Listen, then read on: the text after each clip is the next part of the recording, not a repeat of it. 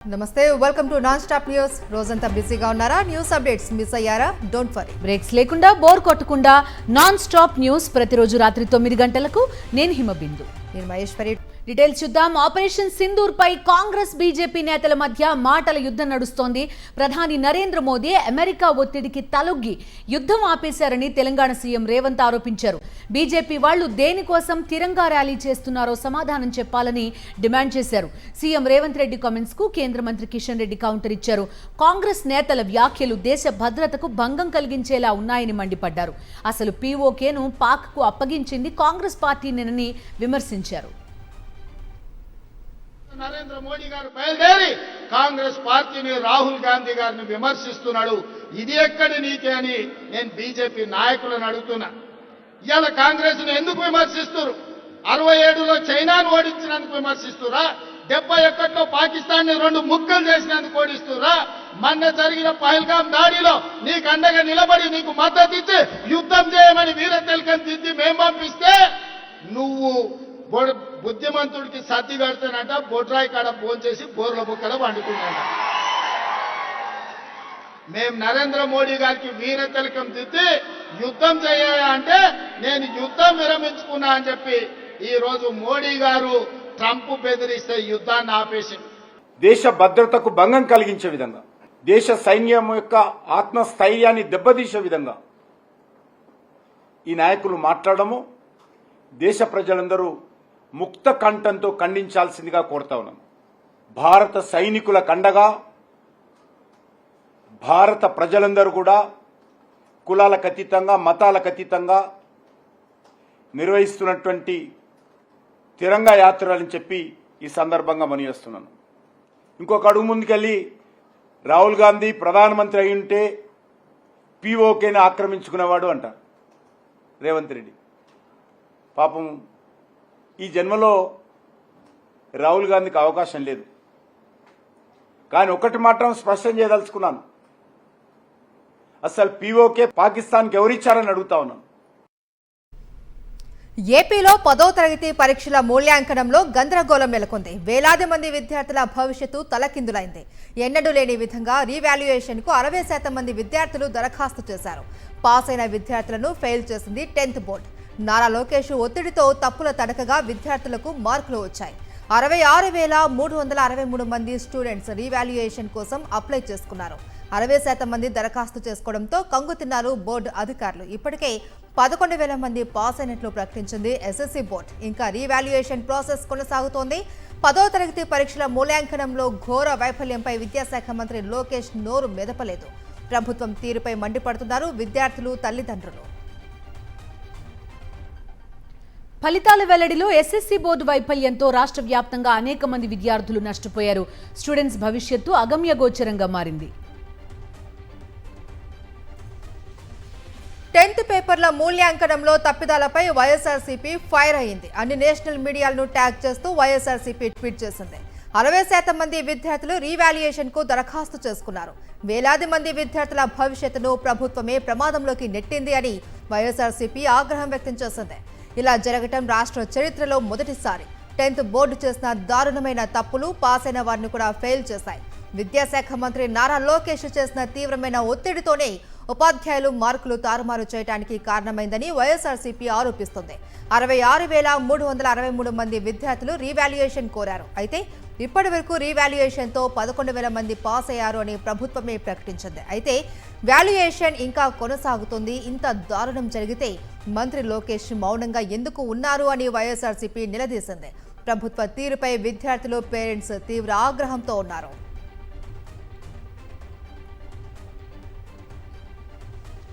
చంద్రబాబు మోసపూరిత అరాచక పాలన చేస్తున్నారని మండిపడ్డారు వైఎస్ఆర్సీపీ స్టేట్ కోఆర్డినేటర్ సజ్జల రామకృష్ణారెడ్డి. ఇచ్చిన హామీల్లో చంద్రబాబు ఒక్కటి కూడా అమలు చేయలేదని విమర్శించారు. వైఎస్ జగన్మోహన్ రెడ్డి తెచ్చిన సంస్కరణలు, వ్యవస్థలను చంద్రబాబు సర్వనాశనం చేశారని మండిపడ్డారు. చంద్రబాబు మోసాలను నిరసిస్తూ జూన్ 4న వైఎస్ఆర్సీపీ వెన్నుపోటు దినం నిర్వహించనుంది. వైఎస్ఆర్సీపీ కేంద్ర కార్యాలయంలో వెన్నుపోటు దినం పోస్టర్ను ఆవిష్కరించారు సజ్జల రామకృష్ణారెడ్డి. కూటమి పేరుతో మొదలైన అరాచకపు, నిరంకుశ, మోసపూరిత పాలనకు మోసపూరిత వాగ్దానాలతో ప్రజలను భ్రమలో పెట్టి ఆయన తీసుకున్న ఆ తీర్పుకు ఈరోజు జూన్ 4కు ఏడాది అవుతుంది. ఈ ఏడాది బహుశా ఇంత అరాచక పాలన కానీ ఒక్కటంటే ఒక్క హామీ కూడా పూర్తిగా అమలు చేయకుండా అడ్డంగా ప్రజలను మోసం చేయడం కానీ బహుశా చరిత్రలో ఎప్పుడూ జరిగి ఉండదు. మహానాడులో భజన తప్ప ఏమీ లేదు అని విమర్శించారు వైఎస్ఆర్సీపీ నేతలు. ప్రజలకు ఏ మేలు చేశారో చెప్పలేకపోయారు అన్నారు. ఏ పథకాన్ని ఎప్పుడు అమలు చేసేది చెప్పలేదు అని ఆరోపించారు. మహానాడుకు ఎన్టీఆర్ కుటుంబ సభ్యులు వెళ్లకపోవడంపై అనుమానాలు ఉన్నాయన్నారు. బాలకృష్ణ కూడా మహానాడుకు వెళ్లలేదు అన్నారు వైఎస్ఆర్సీపీ నేతలు. రోజుల పాటు జరిగినటువంటి ఈ మహానాడులో వారిచ్చిన హామీలు సూపర్ 6, సూపర్ 7 అవి కాక 148 హామీలు ఇచ్చారు. 3 రోజుల పాటులో 3 హామీలైనా మేము నెరవేర్చాము అని చెప్పుకునే ధైర్యం లేదు. కొంతమంది కేతుగాళ్లను, కొంతమంది హాస్యనటుల్ని తీసుకొచ్చి స్కిట్లేసి డైవర్ట్ చేసేటటువంటి పరిస్థితి తెచ్చారు తప్ప సూటిగా ప్రజలకు ఈ సంవత్సరం పాటు మేము ఇది చేశాము అని చెప్పుకున్నటువంటి సందర్భమే 3 రోజులు ఎక్కడ కనిపించరా. కర్నూలులో హైకోర్టు మీరు తీసుకొచ్చి అమరావతి ప్రాంతంలో పెట్టమన్నది, గుంటూరు అమరావతి ప్రాంతంలో పెట్టమన్నది మీ రాయలసీమ ముద్దుబిడ్డ చేసే పనే? తల్లి దగ్గరున్న కొద్ది పార్టీ కూడా దోచుకుపోవడం కాదు అడుగుతా ఉన్నా నేను. మీ నాయకత్వంలోనే అనంతపురం జిల్లాలో అఖిల భారత వైద్య విజ్ఞాన సంస్థ వస్తే దాన్ని ఇక్కడ తెచ్చి మీరు పెట్టుకొని ఇక్కడ కరువు జిల్లా, కష్టమైన జిల్లా, అక్కడ వైద్య సదుపాయాలు ఉంటే ఎంత బాగుంటుంది. అట్లా తీసుకెళ్ళడం కూడా మీరు రాయలసీమ తల్లికి మీరు ఇచ్చిన బహుమానంగానే మీరు భావిస్తే నేను చేయగలిగింది ఏం లేదు. మీరు చేసిన గాయాలతో మా ప్రాంతం ఇస్ బ్లీడింగ్. అబద్ధాలు చెప్పని రోజు ఉండదు, చెప్పని నిమిషం ఉండదు. అన్ని అబద్ధాలు, మోసము, టక్కరి, బ్రాండ్ అంబాసిడర్ ఆయన. సో 45 ఏళ్ళ ఇండస్ట్రీ అంటారు. 45 ఏళ్ళ ఇండస్ట్రీలో ఈ రాష్ట్రానికి చేసిన మేలు కానీ, ఈ రాష్ట్ర ప్రజలకు చేసిన మేలు కానీ ఎక్కడా ఒప్పించదు, గుర్తు కూడా రాదు చంద్రబాబు పేరు చెప్తే. తెలుగుదేశం పార్టీకి పట్టిన కర్మ ఎన్టీఆర్ కుటుంబ సభ్యులు ఎవ్వరూ ఎందుకు రాలేదు, పోని వారిని వేదికనెక్కనీయలేదా? రామారావు గారిని కొట్టి తరిమేశారా, లేదా వారు నారావారి కుటుంబాన్ని వెలేశారా? మరి బాలకృష్ణ కూడా రాకపోవడానికి కారణం ఏంది? ఈరోజు తెలుగుదేశం పార్టీకి పట్టిన కర్మ ఏంటంటే లాస్ట్కు ఏఐలో ఆర్టిఫిషియల్ ఇంటెలిజెన్స్ని ఉపయోగించి తిమ్మిని పంపించేయచ్చు, ఏమైనా చెప్పించవచ్చు. టీడీపీ మహానాడుకు జనాలను ఎందుకు తరలించలేదంటూ ఆ పార్టీ నాయకులు సచివాలయ ఉద్యోగులపై బూతులతో రెచ్చిపోతున్న ఘటనలు ఒక్కొక్కటిగా వెలుగు చూస్తున్నాయి. తాజాగా అనంతపురంలో రాజేష్ నాయుడు అనే టీడీపీ నాయకుడు నగరంలోని అరవింద్ నగర్ సచివాలయ కార్యదర్శి అశ్వర్ధరెడ్డిపై ఫోన్లో బండబూతులు తిట్టిన ఆడియో రికార్డ్ సోషల్ మీడియాలో వైరల్ అవుతోంది.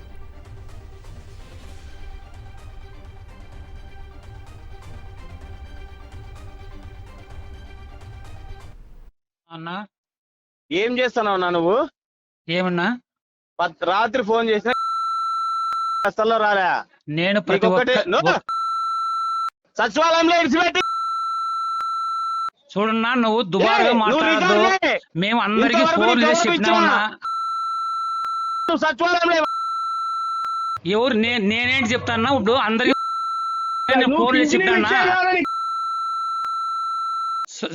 నన్ను దుబారుగా మాట్లాడద్దు. నేను ఫోన్ ఎన్ని రోజులు గౌరవం ఇచ్చిన నువ్వు ఫోన్ లేదు.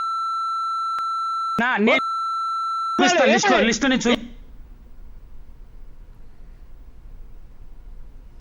టీడీపీ నాయకుడు రాజేష్ నాయుడు బూతు పురాణాన్ని నిరసిస్తూ అనంతపురంలో సచివాలయ ఉద్యోగులు ఆందోళనకు దిగారు. అనంతపురం మున్సిపల్ కార్పొరేషన్ కార్యాలయంలో నిరసన వ్యక్తం చేశారు. తమ సాటి ఉద్యోగి అశ్వర్ధరెడ్డిపై అసభ్య పదజాలంతో దూషించిన టీడీపీ నాయకుడు రాజేష్ నాయుడుపై కేసు నమోదు చేయాలి అని డిమాండ్ చేశారు.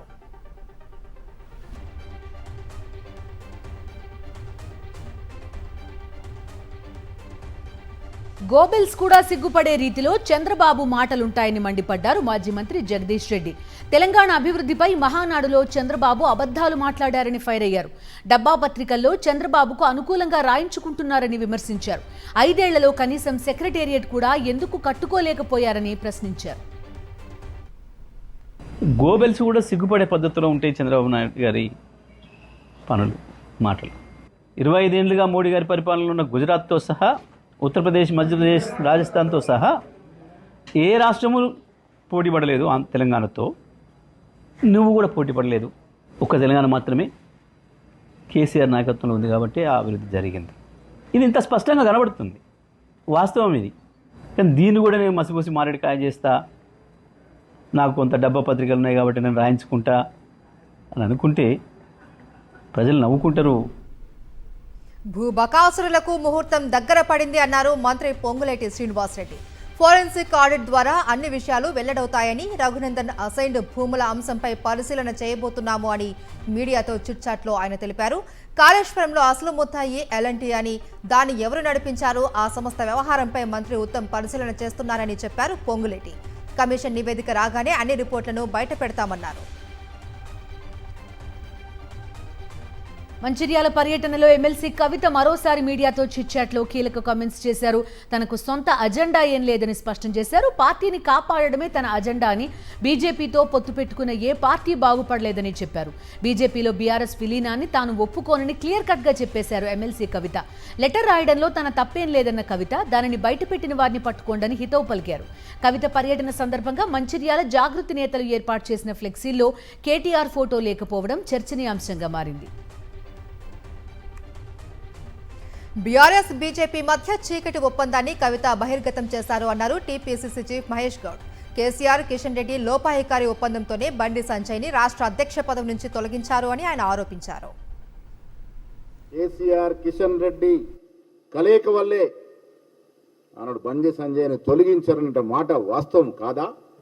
మీ మైత్రి ఏమిటో మీ శాసనసభ్యుడు, గోషామాల్ శాసనసభ్యుడు రాజాసింగ్ గారు చెబుతా ఉన్నారు. ఏ రకంగా బీజేపీ నాయకులు పెద్ద ముడుపులకు అమ్ముడుపోయారో ఆ విషయాలు చెప్తా ఉన్నారు. ఎన్టీఆర్ జిల్లాలో మహిళల పట్ల కూటమి నేతల కీచక పర్వానికి పాల్పడుతున్నారు. ఓ మహిళ పట్ల బీజేపీ నేత అబ్బినేని బాబు అసభ్యకరంగా ప్రవర్తించాడు. తన భర్త చనిపోవడంతో టీ షాప్ పెట్టుకుని జీవనం సాగిస్తున్న తనను లైంగికంగా వేధించాడని బాధితురాలు వాపోతోంది. భర్త డెత్ సర్టిఫికేట్ కోసం వెళ్లగా అనుచితంగా మాట్లాడాడని చెప్తోంది. తన మాట వినకపోతే సర్టిఫికేట్ రాదని అబ్బినేని బాబు బెదిరించాడని ఆవేదన వ్యక్తం చేసింది ఆమె. అబ్బినేని బాబు అనే ఆయన రాత్రి ఫుల్గా డ్రింక్ చేసి రాత్రి నేను ఈ షటర్ క్లోజ్ చేసి ఇది క్లోజ్ చేస్తుంటే నన్ను పిలిచారు. మీ ఆయన డెత్ సర్టిఫికేట్ ఏమైంది అని అడిగాడు. ఏమైంది అని అడిగితే మాది అండి అవ్వలేదు, చేపిస్తున్నానండి, రాధా గారు చేసి పెడతా అన్నారు అని అన్నా. రాధా ఏం చేసి పెడతాడు, నువ్వు నాతో రేపొద్దున టైం స్పెండ్ చెయ్యి, మధ్యాహ్నం దాకా నాతో ఉండు, నేను నీకు చేసి పెడతాను, మధ్యాహ్నానికి నిన్ను వదిలేస్తాను 3 సార్లు అన్నాడు. ఊరు చేసి పెడతారా అని అడిగాడు వాడు. మరి వాడిని ఎన్ని పదవులో ఉంచారో, మరి వాడు తండ్రి లాంటి వాడు, మరి ఎందుకు అట్లా మాట్లాడుతున్నారు? ఎన్టీఆర్ జిల్లా పొందుగులలో టీడీపీ నాయకులు ఉపాధి హామీ కూలీలపై దౌర్జన్యానికి దిగారు. మహిళలను కూడా చూడకుండా దాడికి తెగబడ్డారు టీడీపీ నాయకుడు సత్యం. అతని కొడుకులు గోపాలరావు, నాగరాజు ఫీల్డ్ అసిస్టెంట్ కేటాయించిన చోట పనులు చేస్తుండగా అడ్డుకున్నారు. తాము చెప్పిన చోటే పనులు చేయాలి అనడంతో ఉపాధి హామీ కూలీలు అందుకు అంగీకరించలేదు. దీంతో మహిళా కూలీలపై దాడి చేశారు. ఓ మహిళ చేతికి స్వల్ప గాయం కూడా అయింది. దీంతో బాధితులంతా ధర్నాకు దిగారు.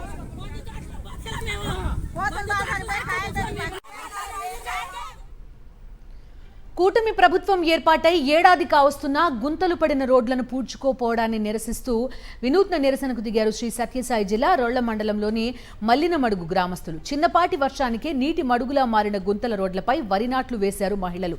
ప్రధాన రహదారి బురదమయంగా మారడంతో రాకపోకలు సాగించడానికి ప్రజలు ఇబ్బంది పడుతున్నారని ఆవేదన వ్యక్తం చేశారు. టీడీపీ కూటమి ప్రభుత్వం ప్రచార ఆర్భాటాలు మారి వెంటనే రోడ్లను బాగు చేయాలని డిమాండ్ చేశారు గ్రామస్తులు. ఏపీలో పలు ప్రాంతాల్లో భారీ వర్షం కురుస్తోంది. విశాఖ పరిధిలో పలు చోట్ల కుండపోత వర్షం పడింది. విజయవాడలో భారీ వర్షానికి లోతట్టు ప్రాంతాలు జలమయమయ్యాయి. రోడ్లపైకి భారీగా వరద నీరు వచ్చి చేరింది. గుంటూరు జిల్లాలో పలు చోట్ల కుండపోత వాన పడింది.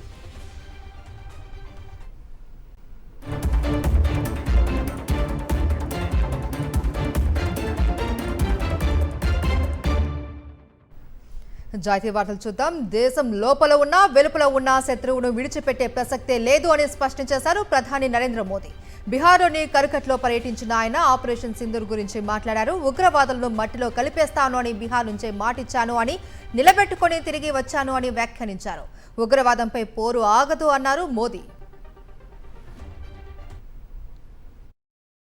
ऑपरेशन सिंदूर में भारत की जो ताकत दुश्मन ने देखी है, ये तो हमारे तर्कस का केवल एक ही तीर है.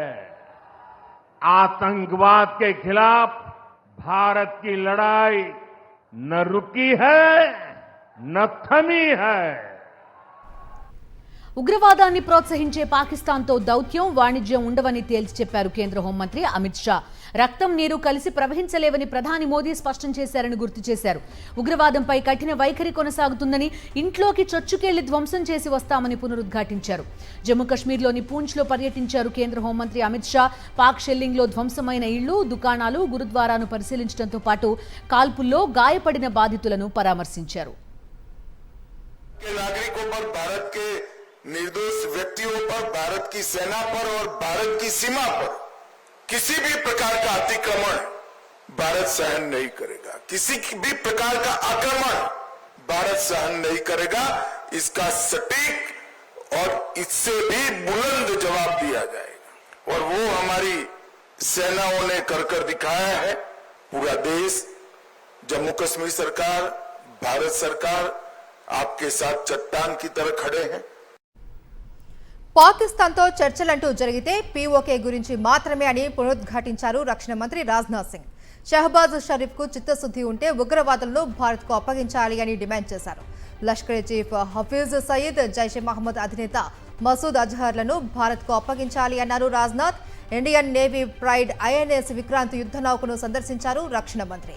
ఎయిర్ క్రాఫ్ట్ క్యారియర్ పై దేశ భద్రత కోసం విధులు నిర్వహిస్తున్న నేవీ హీరోస్ ను కలిశారు. हाफिज शहीद मुंबई हमलों का गुनाहगार है. कौन नहीं सच्चाई को जानता है. समुंदर के रास्ते मुंबई में मौत बरसाने का जो गुनाह उसके संगठन ने किया है, बहनों भाइयों, उसको आज भी हम भूले नहीं हैं. मेरे देश के बहादुर जवानों, उसका इंसाफ होना चाहिए और मैं मानता हूं कि कभी न कभी उसका इंसाफ होकर रहेगा. यह काम पाकिस्तान में नहीं हो सकता है. मुंबई हमलों के एक आरोपी तहूर राणा को पिछले दिनों भारत लाया गया है. पाकिस्तान की ओर से बार बार बातचीत की पेशकश की जा रही है. కుల మత అంశాలతో మనసును పాడు చేసుకోవద్దని విద్యార్థులకు సూచించారు తమిళగ వెట్రి కళగం టీవీకే అధినేత హీరో విజయ్. వాటి ఆధారంగా విభజనను తోసిపుచ్చాలి అని కోరారు. ప్రకృతికి మతం, కులం ఉన్నాయా అని ప్రశ్నించారు. 10, 12వ తరగతుల్లో అత్యధిక మార్కులు సాధించిన విద్యార్థులను చెన్నైలో సత్కరించారు హీరో విజయ్. ప్రజాస్వామ్యం అందరికీ సమాన అవకాశాలు ఇచ్చిందని, ప్రజాస్వామ్యం ఉన్నప్పుడే ఈ ప్రపంచంలో స్వేచ్ఛ ఉంటుంది అన్నారు. అవినీతి కార్యకలాపాలు దూరంగా ఉండే విశ్వసనీయత కలిగిన వ్యక్తులకు ఓటు వేయాలి అని కుటుంబ సభ్యులను కోరమని విద్యార్థులకు సూచించారు. నీట్ పీజీ 2025 విషయంలో సుప్రీంకోర్టు కీలక నిర్ణయం తీసుకుంది. ఒకే షిఫ్ట్లో పరీక్ష నిర్వహించాలని ఆదేశాలు ఇచ్చింది. నీట్ పీజీ 2025ను జూన్ 15న 2 విడతల్లో నిర్వహించి జూలై 15న ఫలితాలు విడుదల చేస్తామని నేషనల్ ఎగ్జామినేషన్ బోర్డు ప్రకటన జారీ చేసింది. అయితే పరీక్షను 2 విడతల్లో నిర్వహించడం వల్ల ప్రశ్నల క్లిష్టత స్థాయి మారి కొందరు విద్యార్థులు నష్టపోయే అవకాశం ఉందని ఆందోళన వ్యక్తమైంది. ఈ నేపథ్యంలో నీట్ పీజీ ప్రవేశ పరీక్షను ఒకే విడతలో నిర్వహించేలా ఎన్ఈబీని ఆదేశించాలని కోరుతూ సుప్రీంకోర్టులో పలు పిటిషన్లు దాఖలయ్యాయి. వాటిపై విచారణ జరిపిన ధర్మాసనం ఒకే విడతలో పరీక్షలు నిర్వహించాలని ఆదేశాలిచ్చింది. ఒకే షిఫ్ట్లో పరీక్ష నిర్వహణ కోసం కేంద్రాలు, సమయం సరిపోదంటూ ఎన్ఈబీ వినిపించిన వాదనను తోసిపుచ్చింది.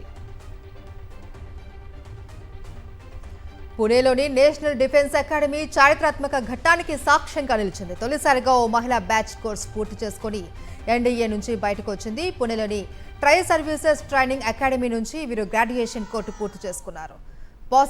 పాసింగ్ అవుట్ పరేడ్లో పాల్గొన్నారు. 17 మంది యువతులతో పాటు 322 మంది యువకులు కూడా బ్యాచిలర్ డిగ్రీలు పొందారు. ఢిల్లీలోని జేఎన్యూ వీరికి సర్టిఫికెట్లు ప్రదానం చేసింది. మిజోరాం గవర్నర్ జనరల్ వీకే సింగ్ ఈ పాసింగ్ అవుట్ పరేడ్కు ముఖ్య అతిథిగా హాజరయ్యారు. ప్రధాని మోదీ మహిళా ఆధారిత అభివృద్ధి అజెండాకు ఈ ఎన్డీఏ బ్యాచ్ ప్రత్యక్ష నిదర్శనమన్నారు. 2022లో ఉత్తరాఖండ్లో తీవ్ర సంచలనం సృష్టించిన అంకితా భండారి హత్య కేసులో కీలక తీర్పు వెలువరించింది ట్రయల్ కోర్టు. బీజేపీ మాజీ నేత కుమారుడు పుల్కిత్ ఆర్య సహా ముగ్గురిని దోషిగా తేల్చి జీవిత ఖైదు విధించింది. పౌరీ గర్వాల్లోని పుల్కిత్ ఆర్య రిసార్ట్లో అంకిత రిసెప్షనిస్ట్ గా పనిచేసేది. ఆమె మృతదేహం స్థానికంగా ఉన్న ఒక కాల్వలో కనిపించడం తీవ్ర కలకలం రేపింది. పుల్కిత్ ఆర్య అతని స్నేహితులు ఆమెను లైంగికంగా వేధించి చంపేసినట్టు విచారణలో తేలింది. దీంతో కోర్టు వారిని దోషులుగా తేల్చి జీవిత ఖైదు విధించింది. ఒడిశా చీఫ్ ఇంజనీర్ ఇంట్లో నోట్ల గుట్టలు బయటపడ్డాయి. ఆ డబ్బు నగలను చూసి తనిఖీలకు వెళ్లిన విజిలెన్స్ అధికారులే షాక్ అయ్యారు. ఒడిశా రూరల్ డెవలప్మెంట్ డిపార్ట్మెంట్లో వైకుంఠనాథ్ సారంగి చీఫ్ ఇంజనీర్గా పనిచేస్తున్నారు. ఆయన ఆదాయానికి మించిన ఆస్తులు కూడబెట్టారు అంటూ ఆరోపణలు వచ్చాయి. దీంతో విజిలెన్స్ అధికారులు 7 ప్రాంతాలలో సోదాలు నిర్వహించారు. విజిలెన్స్ అధికారులు రావడంతో కంగుతిన్న సారంగి నోట్ల కట్టలను తన ఫ్లాట్ కిటికీ నుంచి బయటకు విసిరాడు. ఆ కరెన్సీ వర్షంతో స్థానికులు అవాక్కయ్యారు. ఒడిశా రాజధాని భువనేశ్వర్లో ఈ ఘటన జరిగింది. ఈశాన్య రాష్ట్రం అసోంలో భారీ వర్షాలు ముంచెత్తుతున్నాయి. జోరువానకు గౌహతి నగరం నీట మునిగింది. రహదారులపై అడుగుల మేర నీరు నిలిచిపోయింది. రోడ్లు చెరువుల్లా మారడంతో వాహనదారులు తీవ్ర ఇబ్బందులు పడ్డారు. నైరుతి రుతుపవనాల రాకతో ఈశాన్య రాష్ట్రాలలో భారీ వర్షాలు కురుస్తున్నాయి.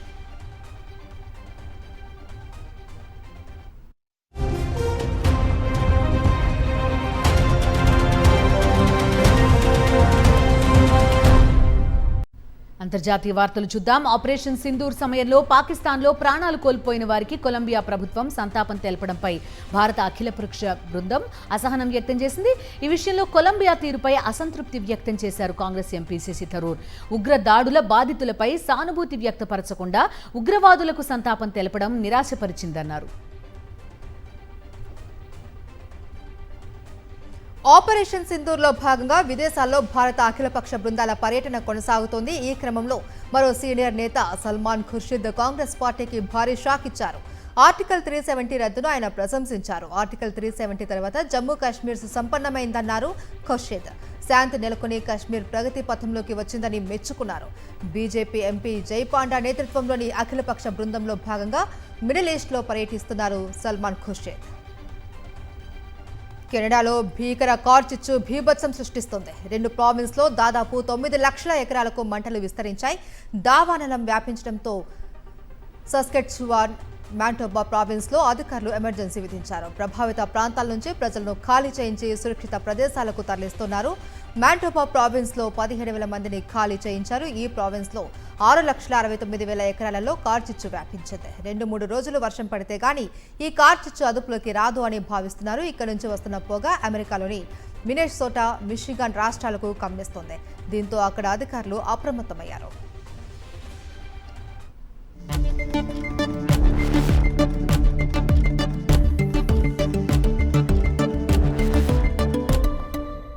Coming to business updates. దేశీయ స్టాక్ మార్కెట్ సూచీలు నష్టాల్లో ముగిశాయి. అంతర్జాతీయ మార్కెట్స్లో బలహీన సంకేతాల నడుమ ఉదయం నష్టాల్లో ప్రారంభమైన మార్కెట్లు ప్రధాన షేర్లలో కొనుగోళ్ల మద్దతుతో కాసేపు లాభాల్లో పయనించాయి. ఆ తర్వాత ఆటో, ఐటీ, మెటల్ షేర్స్లో విక్రయాలతో తిరిగి నష్టాల్లోకి జారుకున్నాయి. చివరికి సెన్సెక్స్ 182 పాయింట్ల నష్టంతో 81,451 వద్ద ముగిసింది. నిఫ్టీ సైతం 82 పాయింట్ల నష్టంతో 24,750 వద్ద ముగిసింది. HCL technologies, tech Mahindra, Infosys, Asian Paints, NTPC, Sun Pharma, Nestle India, TCS షేర్లు నష్టాలు ముగిశాయి. Eternal, SBI, HDFC bank, LNT, Bajaj Finserv షేర్లు మాత్రం లాభపడ్డాయి. దేశంలో బంగారం ధరలు స్వల్పంగా పెరిగాయి. హైదరాబాద్లో గురువారం 24 క్యారెట్ల 10 గ్రాముల బంగారం ధర 97,040 రూపాయలు ఉండగా ఇవాళ 270 రూపాయలు పెరిగి 97,310 రూపాయలకు చేరుకుంది. ఇక విజయవాడ, విశాఖ, వైఎస్ఆర్ జిల్లా ప్రొద్దుటూరులో 24 క్యారెట్ల 10 గ్రాముల గోల్డ్ రేట్ 97,310 రూపాయలుగా ఉంది. హైదరాబాద్లో కిలో వెండి ధర 1,10,900 రూపాయలుగా ఉంది.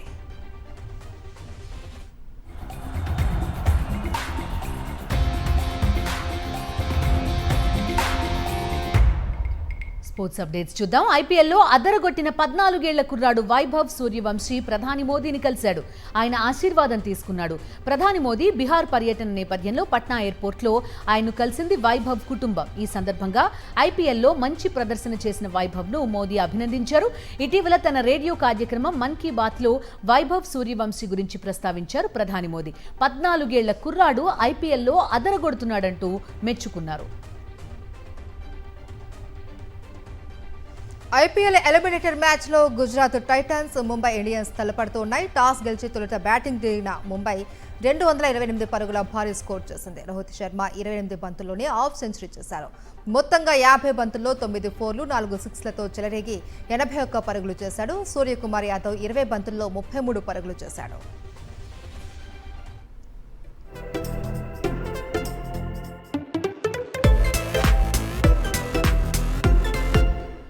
రేపు మిస్ వరల్డ్ ఫైనల్ ఈవెంట్ జరగనుంది. గ్రాండ్ ఫినాలేకు హైటెక్స్ వేదిక కానుంది. ఫినాలే ఈవెంట్ ని స్టెఫనీ డెల్ వాలే హోస్ట్ చేయనున్నారు. 2016 మిస్ వరల్డ్ కిరీటాన్ని స్టెఫనీ డెల్ వాలే గెలుచుకున్నారు. బాలీవుడ్ తార జాక్లిన్ లైవ్ షోతో గ్రాండ్ ఫినాలే ప్రారంభం కానుంది. మిస్ వరల్డ్ న్యాయ నిర్ణేతలుగా నటుడు సోను సూద్, సుధారెడ్డి, కరీనా టెరెల్ వ్యవహరించనున్నారు. ఈ ఈవెంట్లో మిస్ వరల్డ్ హ్యుమానిటేరియన్ అవార్డును సోను సూద్ అందుకోనున్నారు. విజేతను Miss World chairperson Julia Morley ప్రకటించనున్నారు. ఈవెంట్కి ప్రత్యేక అతిథిగా మానుషి చిల్లర్ రానున్నారు. ఇవి నాన్ స్టాప్ న్యూస్ అప్డేట్స్.